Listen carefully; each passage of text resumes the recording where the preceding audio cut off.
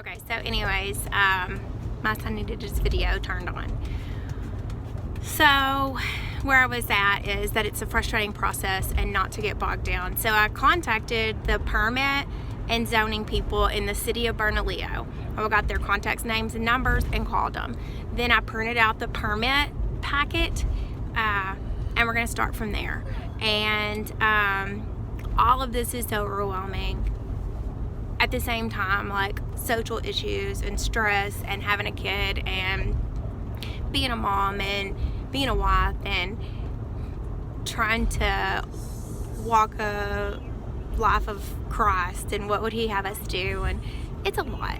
Anyways, I'm just gonna start posting stuff. Like, I might look a crazy wreck and I might not be in a great place mindset wise, but I'm just gonna start posting stuff so that at the end of this journey, when we do it, I can go back and say, man, that was hard, but we did it. So this is the first post in hopefully a series of posts where I just kind of vent and talk about our building process, our money saving process, our budgeting process, our house plans.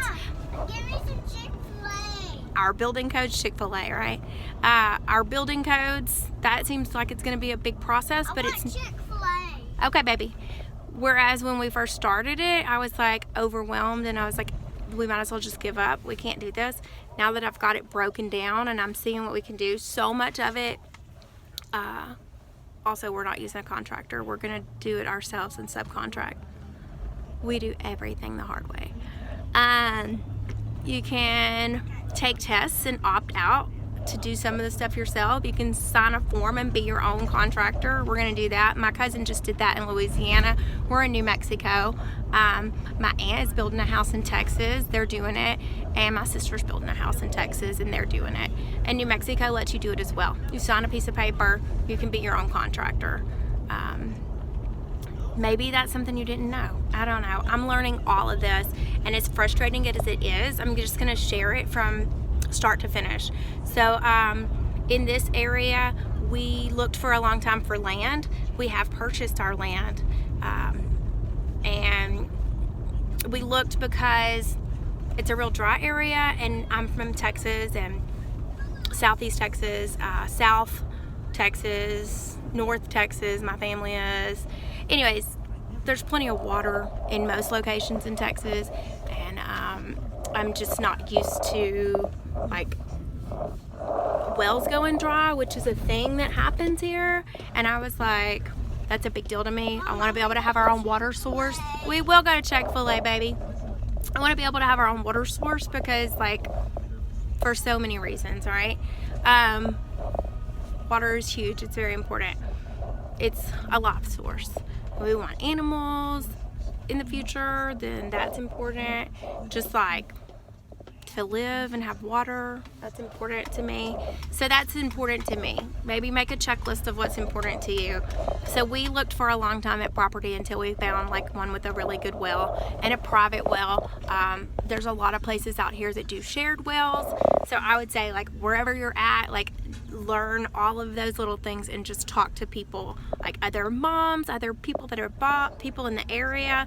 I started with our real estate agent and I just asked her for a list of contacts, and everything that I'm doing is going to be pretty much by contacts or referral because I don't want to get screwed.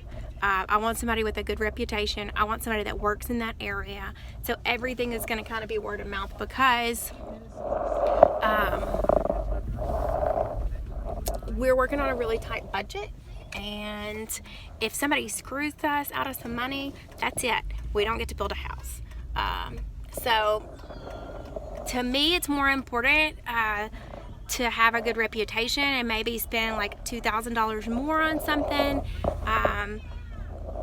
and somebody that is like reputable and in the area, because I've read tons of horror stories of where people get started and they get a contractor or a subcontractor and they totally get screwed out of like thousands and thousands of dollars. So to me, that's important. So I would think before you even start doing anything, make some checklists of things that are real important. We looked the whole time we were remodeling our house in Albuquerque, we were watching the market in the 2 areas that we thought we might want to buy, which was out in Rio Rancho and the East Mountains outside of Albuquerque, which would be Tijeras, Cedar Crest, Edgewood, that area. So we ultimately obviously did the hard thing.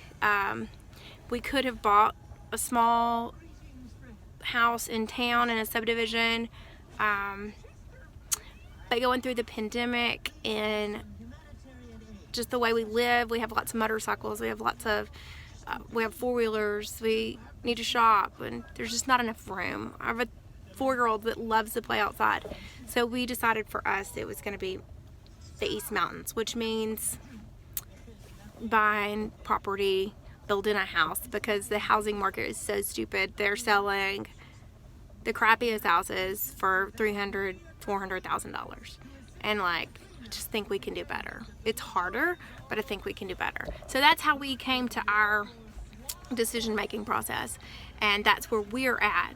I don't know where you're at in this journey, but finding the place you want to live is probably the first important thing, and then knowing the codes and the zoning for those properties that you want to purchase. For me, a well was really important. We're in Bernalillo County, even though we're outside of the city limits of Albuquerque.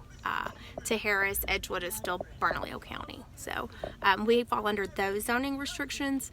Know your zoning restrictions. Know what you can do on your property. We can build a single house and we can have animals, which is basically what we want to do. We've got a little bit over 5.5 acres, a little bit of a valley, a little bit of mountain. We bought the property because there's 300 and something acres of land that sit across from us directly that we look over, that state trust land. And out there in that area, there's just a lot of hit and miss. So there's sometimes trailer houses, sometimes just trashy places, sometimes homemade places. Mom! So Come on. Anyways, long story short, this is the first post in probably like a series of posts that say frustrated situations. I'm learning the building codes right now. I'm reading the packet. I printed it off the Bernalillo website, and I mean, it kind of takes you through the process, but I also have contact names that I got from my electrician that came out to do my pole, that it still hasn't gotten done. I got all the contact names and stuff, and I started calling these people. So I've talked directly to the zoning guy, and I've talked directly to the building codes, building permit person. And they've been great for the most part.